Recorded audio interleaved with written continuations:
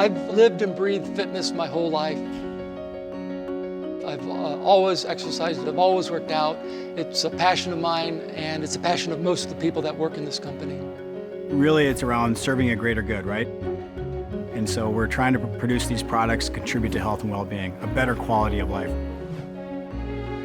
So what we have to focus on is how do we get people exercising. And obviously it's been a challenge for a number of years, so it's our focus to obviously create products that are not intimidating, that are comfortable and fun to use. So that's our focus.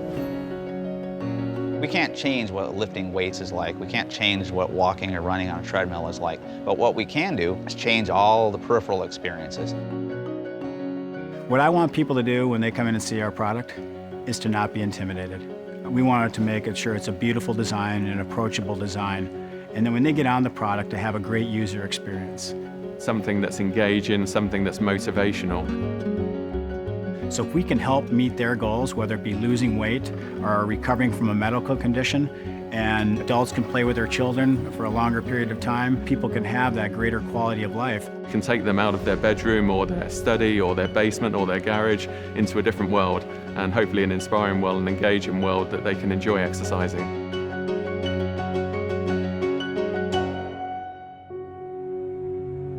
乔山的经营哲学是健康、价值、共享。 The story of how we got started is fascinating. Mr. Peter Low, who's a native of Taiwan, wanted to get into business. That's probably 35 years ago. In that time, my father, in order to make a living for his family, he didn't need to work very hard. So that's why he decided to create his own business. So he and an assistant, Jean Hung, wrote 2,000 letters to different companies all over the United States. And finally one reached back to him and he said he could do it. And he was going to be manufacturing barbells. But Peter didn't know what a barbell was, and Peter didn't know what a weight plate was. So he sketched out the drawing on a napkin, put it in the mail, sent it to Peter Low. And he looked at the drawings, and after he hung up the phone with Ivanko, he looked at the person next to him and said, "What is this?" And we have to make it. And that was our first order for Ivanko barbells back in 1975. This is our first foundry. The industry was really at its birth point. Nobody had any idea that this industry would get as large as it's become today. It's incredible. Peter started off from very humble beginnings to actually get into where he is now with over 2 million square feet of manufacturing plants. We are a global company. We're a company of the 21st century. It's wonderful actually working for a family that's very much involved in the business. There's an absolute passion which inspires every individual to go with them.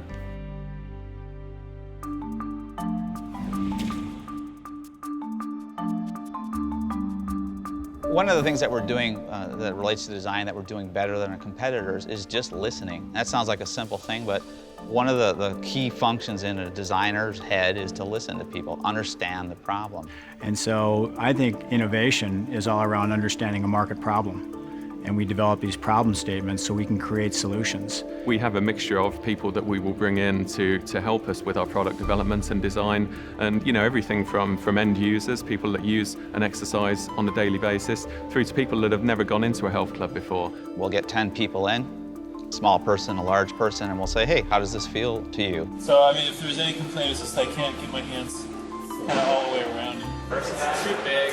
It's too big and it's really hard to grip. This is understanding the needs of the customer in real time. So we don't just design a product and then let it go. We like to learn and we like to evolve and just make that product better. When we're talking to owners, for example, they're telling us, well, I want more machines in my club. So that tells us maybe they need to be a little bit more compact. So one machine is designed to fit next to another one. They get more machines in, they get more customers, they make more money. We want trainer feedback as well to make sure that we can provide the right tools for them to allow their clients to be successful, whatever their goals or objectives are. In terms of what's important to them, how easy it is to use, how intuitive it is, we focus on that service technician and making their jobs easier. We're supplying some very large health club chains around the world, where they can get to 500 people coming through within an hour.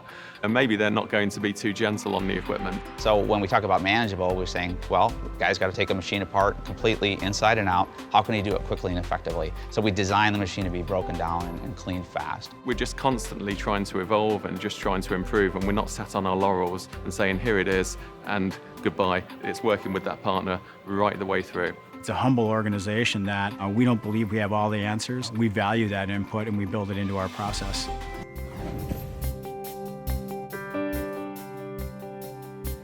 One of our key advantages is that we are vertically integrated. So we control the process from the beginning to the end.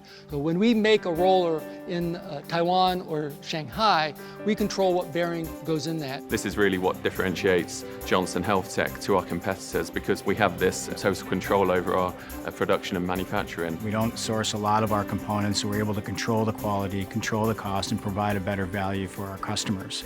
From the point of choosing the materials, through to the individuals that are assembling the machine, right through to the quality of the level of customer service that you're able to deliver. Customer care is important because we are the face of the company.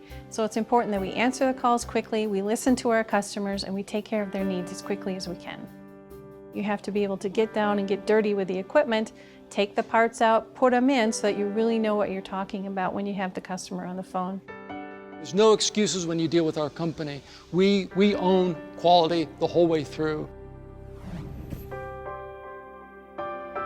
If you look back to 1970, the products were crude, they were just ugly bare metal in some cases, and we've fundamentally changed the fitness image from those times. We really revolutionized the industry.